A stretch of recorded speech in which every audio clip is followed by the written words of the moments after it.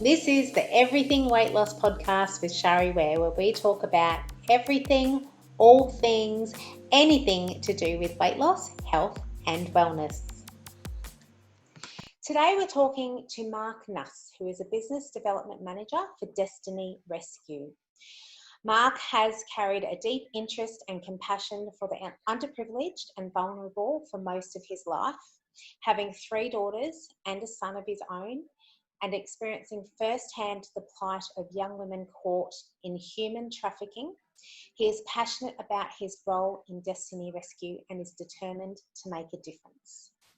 Destiny Rescue is a not-for-profit organisation started in Australia over 19 years ago and is dedicated to fighting the trafficking and sexual exploitation of children in 7 nations. Their highly trained agents run covert and raid rescue operations day and night to locate and rescue children being used and abused. With the ongoing support of generous donors, Destiny Rescue has successfully liberated over 5,400 individual victims of human trafficking. They have been instrumental in the closing of many bars, clubs and brothels known to be targeting children for sex work, and have seen numerous perpetrators prosecuted. Their tireless work has also helped keep hundreds more young ones from entering the sex trade through various local community prevention programs and delivered justice and care for those who have been rescued. So first of all, I want to say welcome, Marc, and thank you for joining me on this episode. Thank you so much for having me. I really appreciate it, and see it as a real honor. Thank you. I really appreciate the opportunity to be able to talk about Destiny Rescue. Well, it is a very important subject, and I'm going to let you take the floor and tell your story. How did all of this come about for you? All right. Okay. So just to like what the intro said, Destiny Rescue is a not-for-profit and started over 18 years ago, but actually the end of October it was our 90th birthday. So we've been going now for 19 years, and we got started here in Southeast Queensland. That's where I'm located, in Australia, Southeast Queensland. And it was started by a gentleman called Tony Kerwin. And Tony was, long story short, he found himself in a bar in Thailand and overheard somebody bragging about a child that they got offered a child to have sex with. And him being a father himself of daughters, it really hit him hard, and he started looking into it and realizing what a big global problem trafficking of children, especially into the sex industry, was.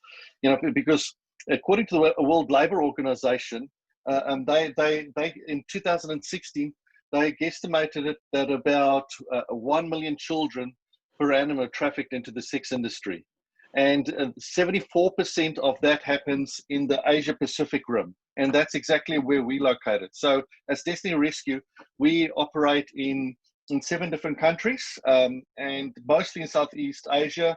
One exception of that is in Dominican Republic, which is outside of that.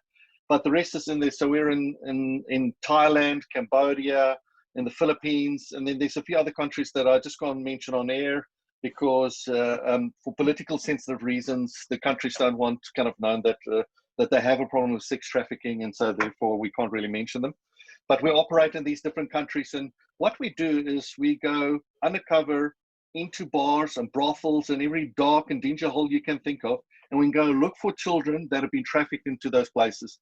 And when we find them, we rescue them out of those places and put them through our rescue centers, where we give them trauma help and we give them counseling and medical help. So my story, if I can put it there, that how I got involved is, my wife and I originally started by being donors. One of my best mates was one of the first ones to move with his family to Thailand, to our operational center in Thailand there. Because Destiny Rescue is not for profit, my wife and I actually started donating when we found out. He told us about this rescue and that he's going there, moving his family for a couple of years there. So we started donating towards the cause. And then fast forward a few years on, I got a call out of the blue from Destiny Rescue, and they said, "Marc, do you want to do more?" And I mean, the conversation wasn't even a long conversation. I immediately said yes. I didn't even think about it. I just went yes. And then And then at the end of the conversation, I said, wait a minute, I know I said yes, but can I just talk to my wife tonight? Because this is actually a big decision in our lives here. And but she was right on board straight away as well. Yeah. And so and all of us at Destiny Rescue have got our own stories. And with Destiny Rescues, we've got different forms of rescue. So we've got what we call a covert rescue, where we go in undercover into these bars and these brothels and these karaoke bars and all these different places where they have these children.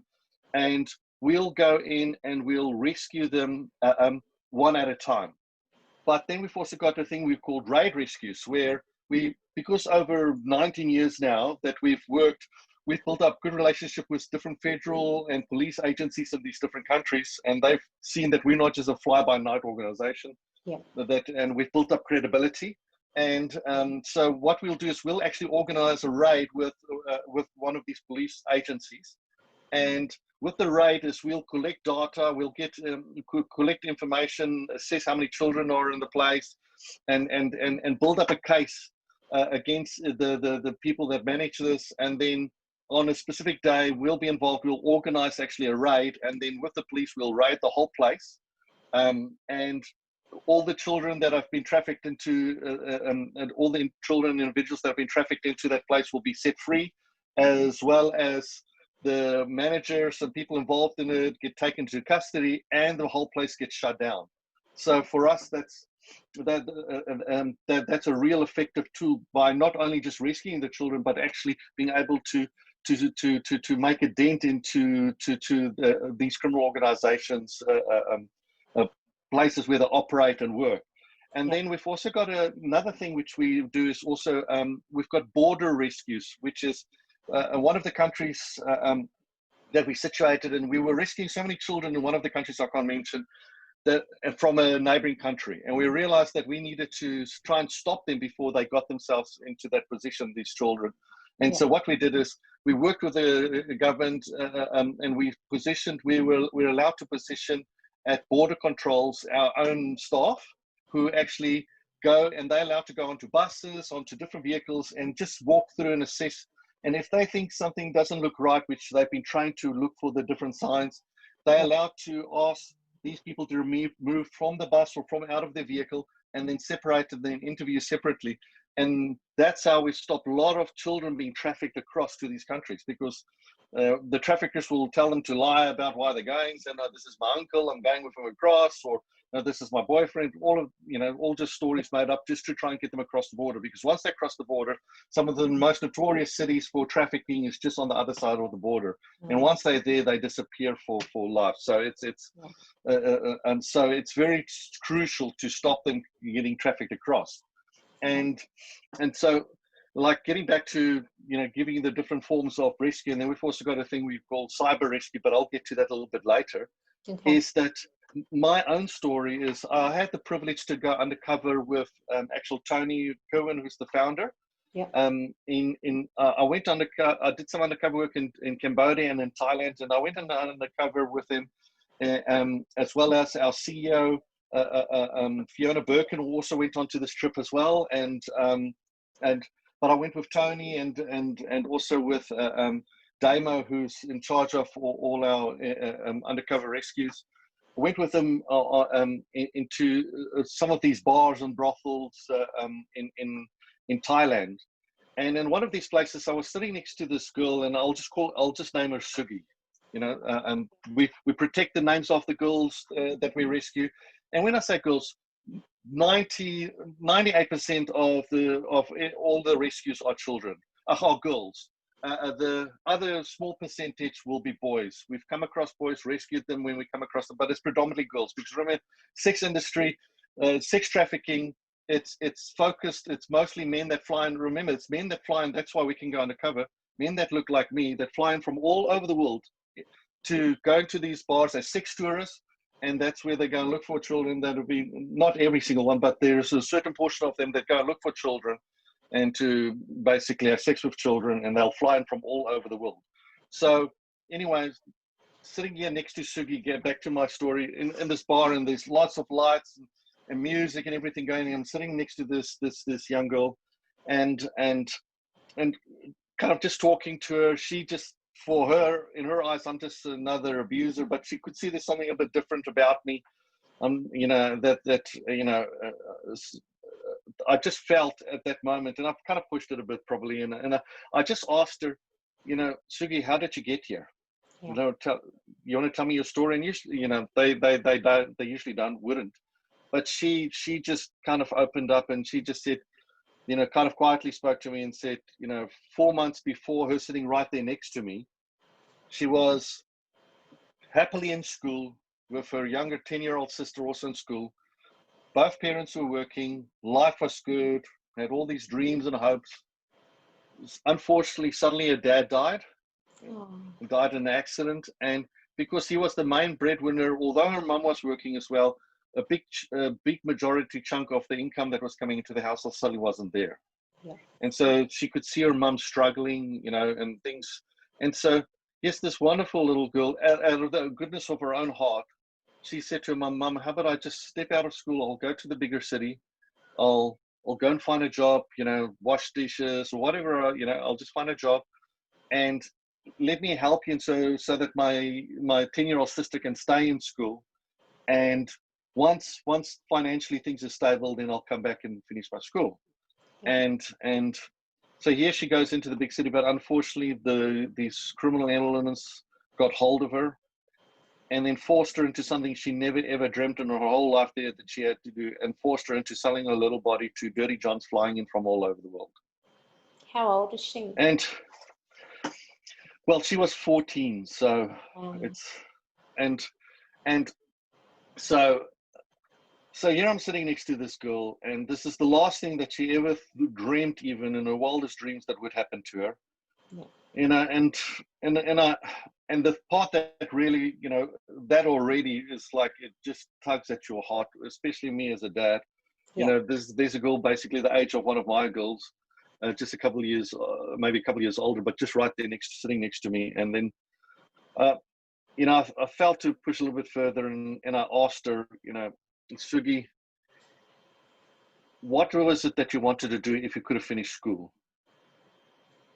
And I don't know if you've ever seen somebody when they tell you a dream or something or a desire they had, but you can see in their whole body language and everything that thing has been shot to smithereens. Yeah. Whatever hope she had there was not there anymore. And she just kind of, you know, her body language even sunk even further, and she just said, "Oh, I wanted to become a school teacher." Wow. So here's a little girl that out of her goodness of her own heart, she wanted to help her parents, but not only that, her mum and her younger sister, but not only that, her heart's desire was to become an educator of the next generation. Yeah. And the wrong people got hold of her and railroaded this little girl into a thing that, in a nightmare she never ever thought she would be in, to sell her little body to dirty johns that fly in from all over the world. And when I say they fly in, that's why I could go undercover there with Tony and those guys, is because South African accent, as you can hear, I'm going to have it for life. But there's people from South Africa that will fly to these places. There's people that will fly from England, Germany, you name it. Yeah. Most of the Western world will fly in there. And what these criminal elements that worked out is like, this is the reason why this is the fastest growing illegal industry in the world, is because they had worked out that if I, for example, I say I'm a drug producer, you know, just to take a step back. I'm a drug producer. So usually I've got to be in some dingy part of the world producing these drugs, or I've got to, you know, so I'm creating these drugs. But then to get it to the end user, I've got to go through this whole supply chain, even cross borders, all of these different things to get it to that end user. The end user will use it once, and then we've got to start this whole process again, and over and over and over. Where what the criminal elements realized is, wait a minute, we can take a child and have a child there, and people will fly in from all over the world to come and abuse that child. Yeah. And so it's demand and supply. And, you know, people have asked us, why are you working, start in Australia, but why are you working in all these countries? It's like I said before, 74% of all sex trafficking of children happens in those areas, but it's a Western created problem.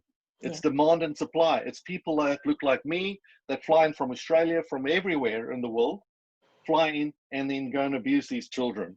And we have to be, we started the problem, we've got to be the solution as well. Yeah. And so, and the thing for me is, like, if it's Sydney Morning Herald, it's over 10 years ago now, they did an investigation, and they worked out about just Thailand alone, that 100,000 men annually were flying to Thailand alone just for sex tourism. That doesn't include Cambodia, Vietnam, and all these other places. That's just Thailand alone. So they guesstimated that probably the figure sat around the 250,000 men would fly over to these countries purely for sex tourism. Do all of them go looking for children? No. But there's a good percentage in there that's what they're going there for. So you can be a fully functioning pedophile living in Australia or in England or wherever, and fly to these countries and act out your fantasies and all of these things with children that had no say, never dreamt that they would be put in that position. So we've got to do our part. And what I love about Destiny Rescue is it's organizations that actually gets their hands dirty, gets right in there, and is actually an organization of action. It's because unfortunately these girls can't put their hands up and say, here I am, help me. The whole traffic, and that's why it's so difficult even for the World Labour Organization to get their heads around what the real numbers are, because this is all hidden. It's not like you can go in a census and go, right, oh, what is it that you do? Oh, yes, and then tick it off. This is all hidden. So but it is still a huge, huge problem. And so with this type of work, is, like I said, the children can't put their hands up. And I've used the Australian analogy where, in Australia here, we've got the surf lifesaving, right? You've got the local ones that's on the beach, the different clubs that are on the different beaches, they patrol the beach, they're right there. And you get also the national arm. The national arm does a great job. And this is like there are some real great organizations out there in the trafficking industry that do some brilliant work. So please hear what I'm saying, not what I'm saying. Yeah.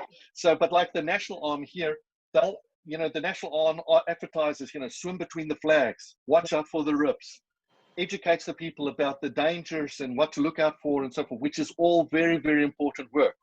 Yeah. But on the day, Shari, if you're in the waves and you're drowning, you want a lifesaver on that beach right there with you. Yes. And that's Destiny Rescue.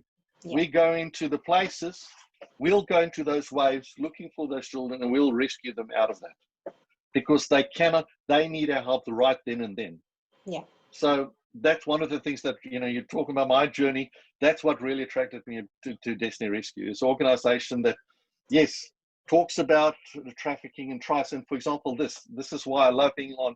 And thanks for giving me once again this opportunity to be able to talk about trafficking, and for people to realize that this is a real problem, and this is something we need to talk about and need to, but we also just go we actually go in there and rescue them. And then once we rescue them, we actually put them through our rescue centers, and each child, we call it a pathway to freedom. Each child has got a different pathway to freedom, because we're all individuals. We're all different, so what works for me might not work for you. Yeah, that's right. And that's a big thing, definitely. So you don't just get them out of there. You then, from the sounds of it, you follow them through a process to actually help them become a part of society and have a healthy life again. Is that?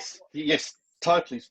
So what we do is, once they're in our rescue centers, we give them medical help, we give them trauma counsel, we help them on all different areas, and then we work out the pathway for them, which is the best one for them. Because some of them, the parents, because we've also got community workers that go out and assess, how did the child get in this position? Were the parents involved in it? Or were the parents totally naive, had nothing to do with it? So we'll assess that. If it's safe for them and it's a healthy environment for them to go back to their family, they'll still go through a program with us, but we will reintegrate them with their parents, but we'll then walk their whole pathway of freedom with them while they're there within their community. So we don't just put them there and leave them alone. So our whole process is, we believe in a principle called, it's an old saying that says, feed a man a fish, you feed them for one day, but teach them how to fish, they feed themselves and their family for the rest of their lives. Yeah. So that's where we're trying to get these children at, where and the individuals we rescue is to a point where we assess what is the best way path for freedom for them. So I'll give you just some examples if you don't mind. Yes, Like please. we've got, so in Cambodia, for example, we've got in-house, we've got a training because a lot of these girls would, it's safe for them to go back to their villages because the parents had nothing to do with their trafficking. So what we do is we've got to give them skill sets that they can actually utilize in their village. So, you know, it's no sense in training them on something that they can't utilize, and especially if they want to go back, if they want to be reunited with their family. So what we do is we'll train them up. It's a 2-year program, and we'll even the young teenagers will go through it. It's you're trying to give them skill sets that they can utilize, even if they still go back to school when they go back, but they've got something that can help generate money. Yeah. And what this specific program, we've got different programs. Well, this specific program that was is training them up to become beauticians. And now, when I say beauticians, we think of a differently Western mindset, but there it is basically hairdressing, makeup, and manicures and pedicures.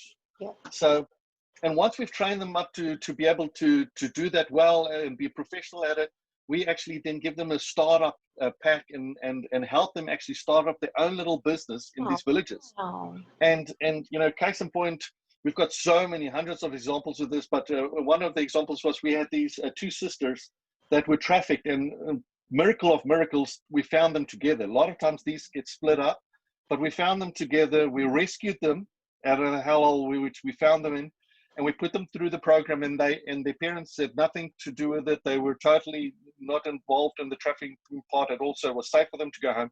But we trained them up, and these teenagers went back, started their own little salon, and it was literally because this is a real rural area. So what it was just basically a little bit of a shack like this, and then they had just a tarp in front.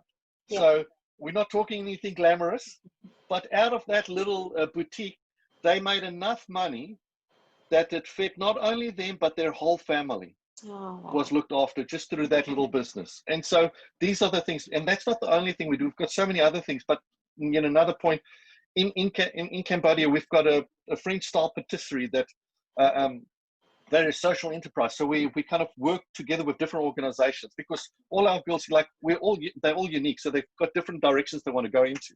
And so especially the ones that can't go back home, it's better for them to stay in the city.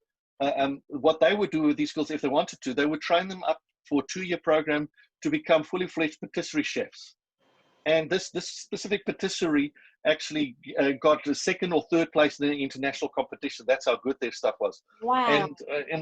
And I'm not sure if people can hear my voice, but those that can, I'm a bit of a big boy, you know, and so I like my food, and me too. And me too.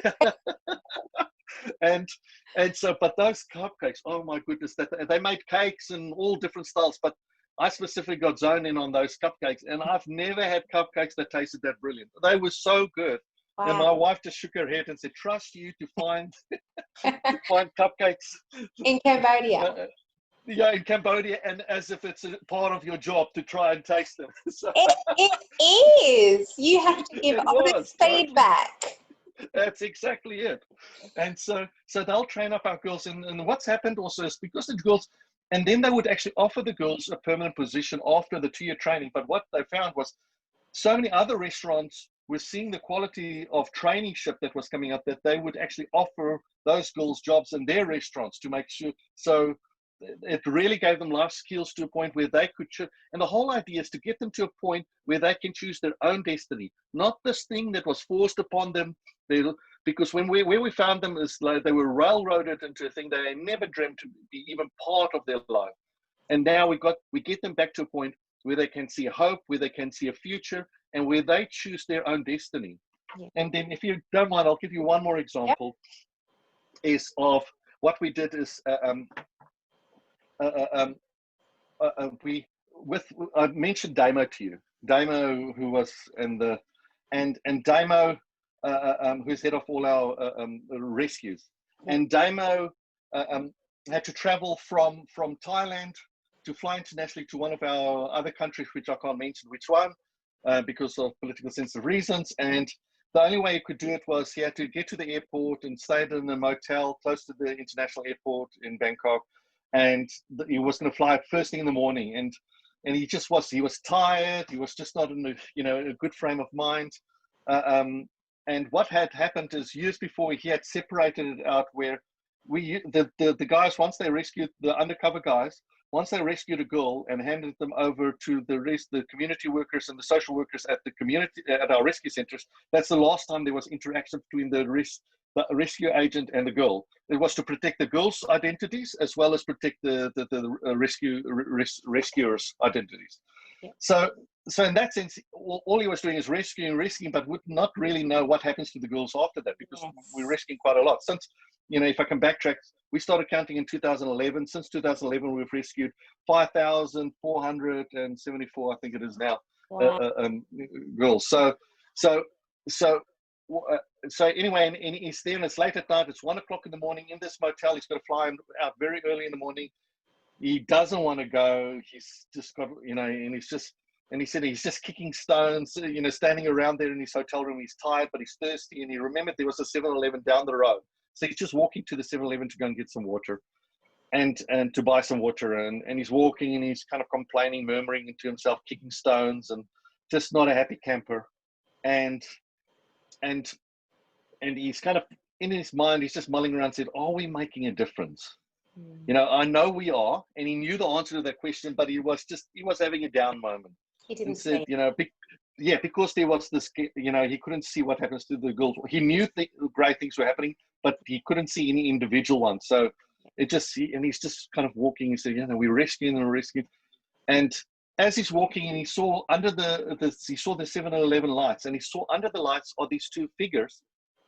And next minute they're yelling out to him, and they call him Damo, and they're yelling out at him, and he's like trying to see it, and he could see them running towards him. And as they came nearly on top of him, and they just jumped on him and gave him the biggest hug, he recognized them and recognized that he was involved personally in their rescue, these two girls' rescue, 5 years before up in northern Thailand.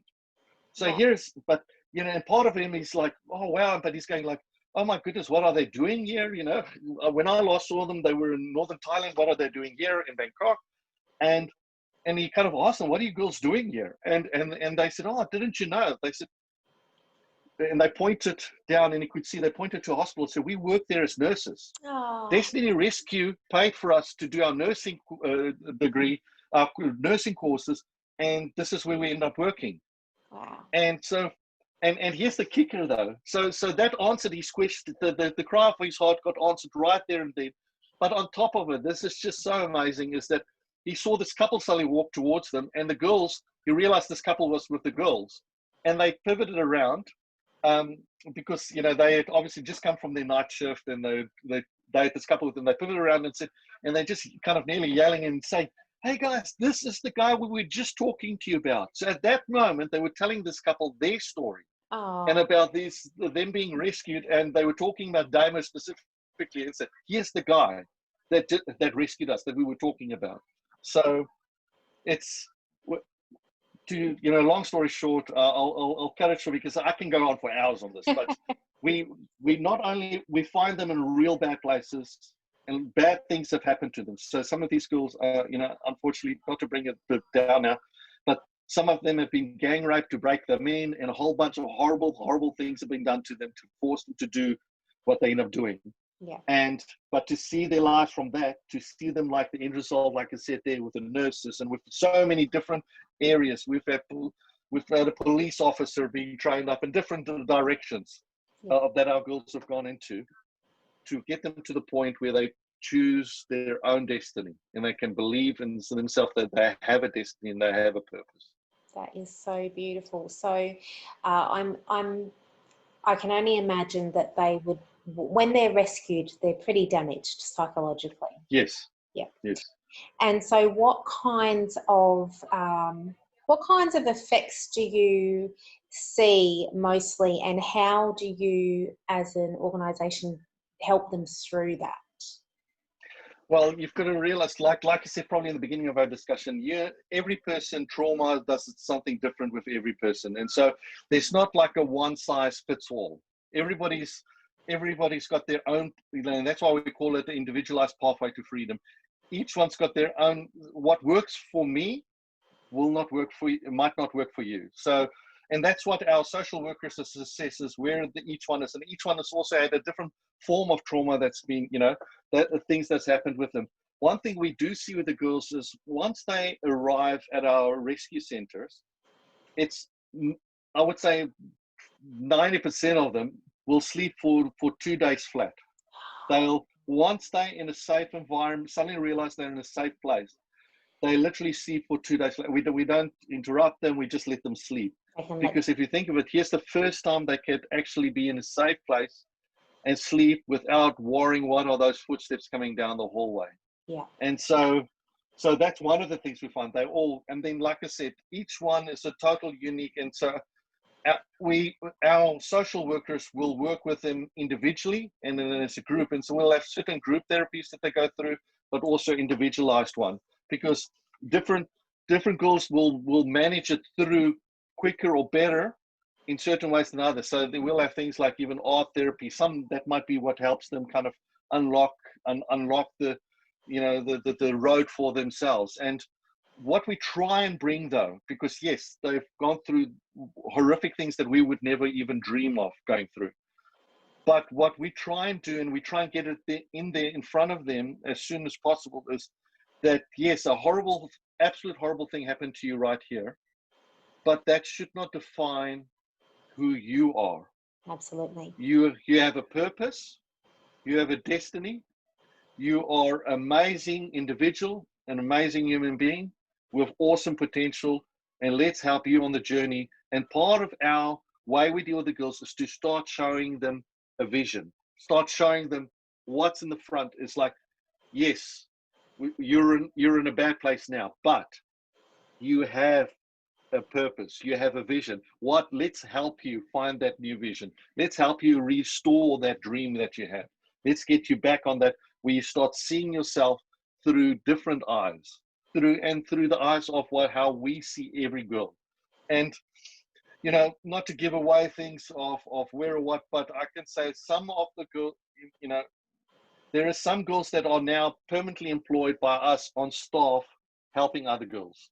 It's because it's that whole journey that we take them on to where they come to a point that, yes, they were victims, but that should not define them.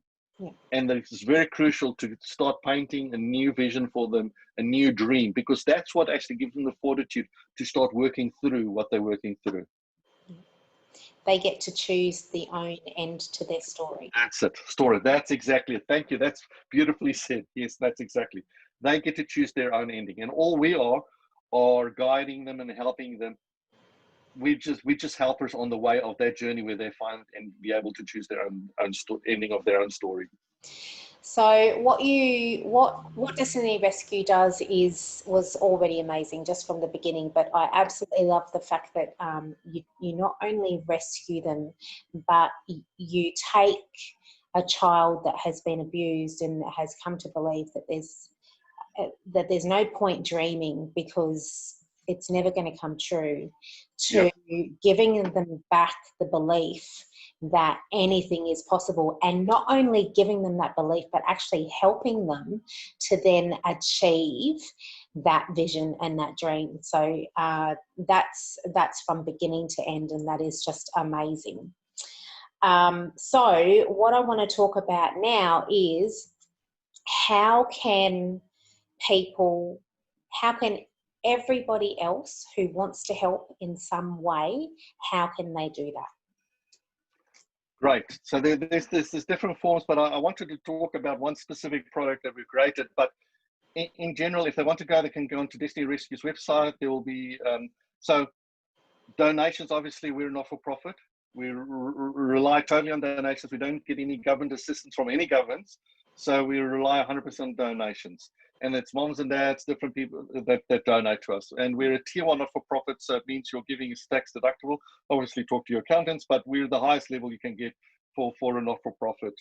And so, and then the other thing is also obviously talk about this, like what we're doing this. If they can take your podcast and share it with their friends, share it out, copy and paste the link of the podcast, send it through to as many people as they can, because the more we talk about it, the more we openly talk about it, the more light gets brought into this darkness, the more results, we'll see positive results that come out of it. And so, like I said, they can go onto our website and they can donate. And if they donate just directly through the website, they can go one-off donations or they can go monthly. If they can please refer to your podcast, that'd be amazing in the comment section. Yep. So that we can report back to you and say, listen, some of your viewers or listeners, this is, you know, they became donors and they joined the Destiny Rescue family. That's awesome. But if you don't mind, just talk about one product. And I gave you I sent you the card, I gave you it ahead of time. Pop it up. That's it. On That's the screen. it. Yep. Yeah, and it's called the 1K Collective. And 1K Collective is this, like I said in the beginning, we've got individual rescues, but then we've got the raids. Now, the raids cost us a lot of money because the raids is where we go shut down the whole place, rescue everybody that's been trafficked in there, and as well as the people involved in it get taken to custody. So what?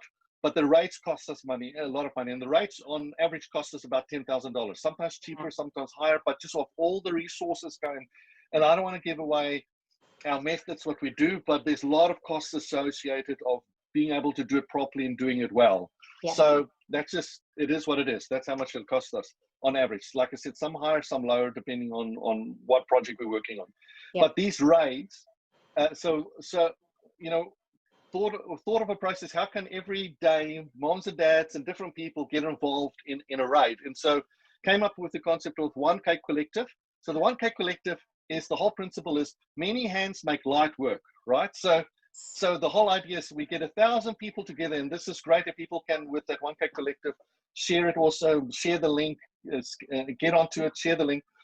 But 1K Collective is, we get 1,000 people together that will contribute $10 a month. Now, $10 a month is basically 2 average coffees a month. If you start going for almond milk and all the other goodies, it's definitely not 2 cups of coffee. It's 1.5 cup of coffee a month. It's a half a cup of coffee a week, which is nothing. Nothing. That's right. That's exactly it. So for $10 a month, they can become part of the solution. They can be join the 1K Collective. And when we've got 1,000 people together, we'll be able to fund 1 raid a month. And we've got plenty. We can do as many raids as we can afford. And so 1 raid a month. And what I'm doing with the 1K Collective is that if you're part of the 1K Collective, once that raid's done, I will send to everybody that's part of the collective, we'll get an email and an update of how many were rescued on that specific raid, how many people got taken to custody, the place that got shut down. I'll give them as much information as possible while keeping the children safe, obviously. Yeah. But as much so you can see clearly, this is where my money went this month. This is what I did this month. Yeah. So we can, and like I've got a friend who's an accountant. He said, Mark, the thing, and I just thanked him for it because he's a monthly donor. And I just thanked him for it. And he said, Mark, what you don't understand is I work with what people see as a boring job. Yeah. I work with numbers and other people's things and working out their taxes and everything. But he said, I get the biggest kick out of it because while I'm doing the taxes, I'm knowing at the same time I'm out there rescuing children because of donating to you guys. He said, I'm just as much as part of these girls' journey and part of their story. I'm just as much part of their story as what you guys are. And that's exactly it.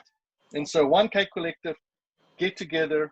And so if we can, if you can put the link at the bottom of your podcast, that'd be great.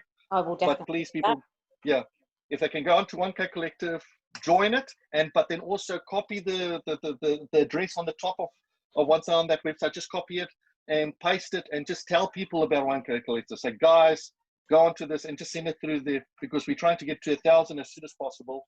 We just started with it, like I said to you, the first podcast that we even mentioned talking about it because this is brand new, but this is a way that I believe everybody can get involved. Because I know people have got, COVID, people are under some people are under financial stress and people not sure about finances. And I thought, okay, what's the one amount we can make that people can say, you know what, I can do that. Yeah. Yeah. So it's not $10 a week, it's $10 a month. $10 a month. That's it. $2.50 a week, which is less than half a coffee. If you get a large almond milk mocha like I do that costs $6.25, that's a third of a cup of coffee. That's exactly it. It's nothing. All right. Yeah. So I'm definitely going to put the link to that in the show notes. And just for people watching, there it is again. And I'll also put the back up if I can get that working right. Yes, the QR code. Yep, the QR code. If anybody wants to scan that, that'll be super quick. You'll be able to do that. I'm not technological at all, and I just figured that out, so that was cool. If anybody has an assistant typing this in while they're listening, it's 1k-collective.raisely, raisely.com. And I will put the link in the show notes as well. And I haven't joined yet, but I will be joining as soon as I get off this call. And this you're awesome. I was just saving to be able to say that I was doing that after I get off this call. And today is actually the 4th of the 11th, Wednesday, and this is going to be released on Saturday. So people will see this all over my social media in the next few days as well, because I'll be sharing it everywhere that I can, because this is all about sharing and getting as many people on board as possible, because I know quite often it's not that people don't care, it's just that they don't know. I mean, I didn't have any idea about any of this. I'd never heard of Destiny Rescue until I met you, a few months ago. So the more people who are sharing this, the better, and I'm definitely happy to do my part.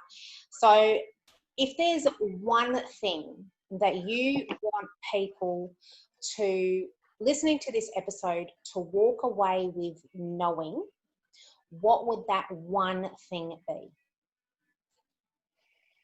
Oh boy. I think, just coming back to, in general, what we talk is that one individual on their own can have a ripple effect through history and time by acting on what they believe and being strong in their convictions and being people, once again, of action. Hopefully it makes sense.